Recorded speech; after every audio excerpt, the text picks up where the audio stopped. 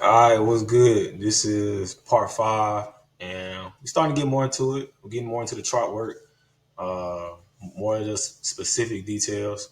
I took a trade today, and I'll go ahead and show that. I posted it on Instagram. My little story right here. So I made about 1,400 today, and I was calling it for my boy Neat. That's why I said he was the witness because before it was happening, I was explaining to him what was about to go down. So yeah, that's the MetaTrader 4 screenshot, and I withdrew some profits today. You can see here, MT4 withdrew about 1550, and that was today. So yeah, just so y'all know what the fuck I'm talking about. 'Cause a lot of people be in this trading stuff, be scamming, and they don't really know how to trade and all that stuff. But you ain't getting none of that with me. You getting the real deal, somebody who know what they're doing, all that kind of stuff. So I'm gonna close this, and we're gonna go to the chart. All right, so remember, this is the strategy, right? The classic buy or sell day. The left side is the buy side or buy day. The right side is the sell day. So as you can see on the story again, let's go back to it. I was selling Euro USD at these price points. So we'll get into specifics in part six about the entries and validations and all that. So when I'll close this out and I'll explain why the sell day was valid from the start. All right, so you want to mark off a new day. A new day starts, for me, starts at midnight. All right. And for ICT and concepts and all that stuff, it starts at midnight. It's running off midnight Eastern time. So like I said in the previous videos, in a sell day, you want to see the high of the day, which I'm pointing to right here.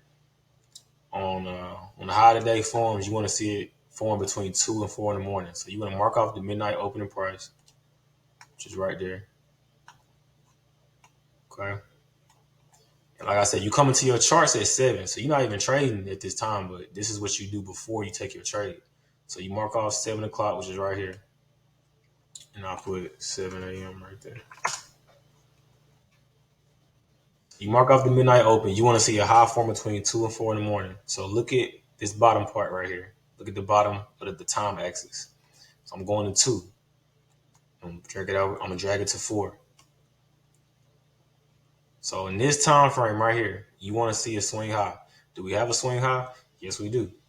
Swing high is right there. So let me put a little circle on that. Boom. That's step one. Once you see that, that's okay. Cool. You can keep going down the rest of the list. Step number 2, you want to see an expansion, but not too far. You want to see it start to go down. It went down. What did it create as it was going down? A fair value gap. Watch the other videos, Google fair value gaps on YouTube, and you'll see all the videos you can. You gotta know what a fair value gap is. You gotta know what an order block is. You gotta know what a breaker block is. And those are 3 PD arrays that I use. So yeah, it formed the hourly fair value gap. Cool. So I said when you come in your chart, you see that high got formed, you see it created a PD array. Why is it important that it create a PD array? Because that's what you're gonna use as your entry area when you come to the charts. So you came at 7, you saw all the step 1 and 2. Step 3, you want to see price open up at 7 and trade above the 7 o'clock open price. Did it do that? Yes. At 7 o'clock, which is the white candle right here, the bottom of it is the open. It opened up and it traded up. Why is that important? It's important because it's going to fake people out. That's the fake move I'm talking about in the AMD video. The accumulation, manipulation, distribution. This is the M, the manipulation. They're manipulating the price. They're making it go up to make people who don't know what they're doing, to make them think it's going to go higher for the day. It's going back up here. It's not going to do that. Why? Because the high of the day has already been locked in London, and you don't want to see that high get broken, right? That's the logic you're working with when you're coming into it. So if this high gets broken, it's not a classic sell day anymore. You scrap it, you move on to the next pair. So step 3, you want to see price trade above the 7 o'clock open price. Boom, it did that. Step 4, you want to see it tap into the PD array that you got identified already. What's that? It's the fair value gap. So let me just label it. And let me zoom in.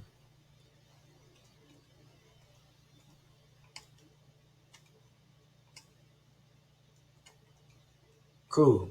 Now, if you want it, I don't do this, but if you got a job and you busy, you can't really sit here and watch it for the hour and a half, 2 hours that you need to be. You can just set your limit order right here. You can put your stop above the high of the day. You can target a 1-to-1. A 1-to-1 meaning the distance to your stop loss, which is right here, 23 pips, is the same distance as your take profit. And you can risk 1,000, 500, how much you want to. Now you can do that. That's perfectly fine. If you want to do 1-to-1s, that's cool. I don't do that because I want to get the tighter stop loss. Like I want something like this.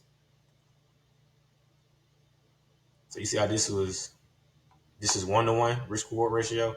I need something like 3-to-1. I need something like that. So instead of making 1,000 and risking 1,000, I want to risk 1,000 and make 3,000, or risk 500 and make 1,500, and things like that. But we'll get into that later in part 6. But this is the framework, and you can see 2 to 4 a.m. Watch the video about the time and price stuff I talked about the sessions. You see it came all the way down for the New York session, right? When did it stop doing it? The London close between 10 and 12 p.m.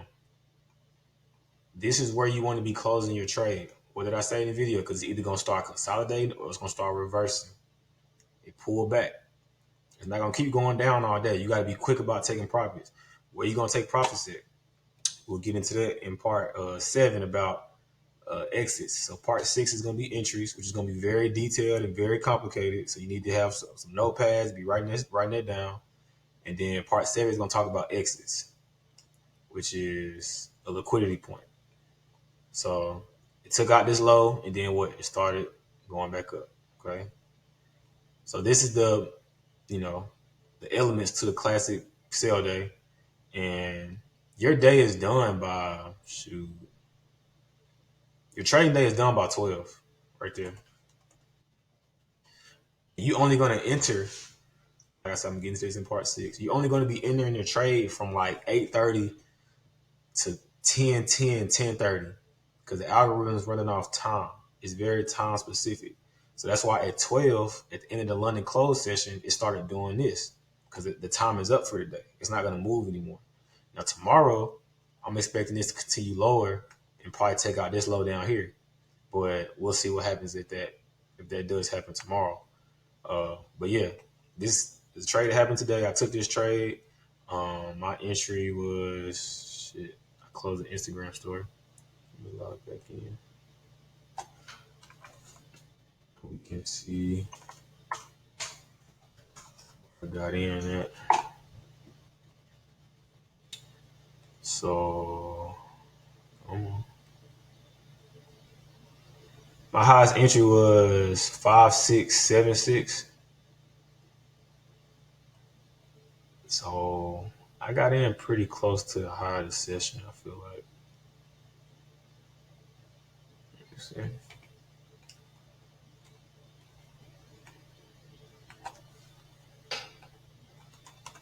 Zero 656.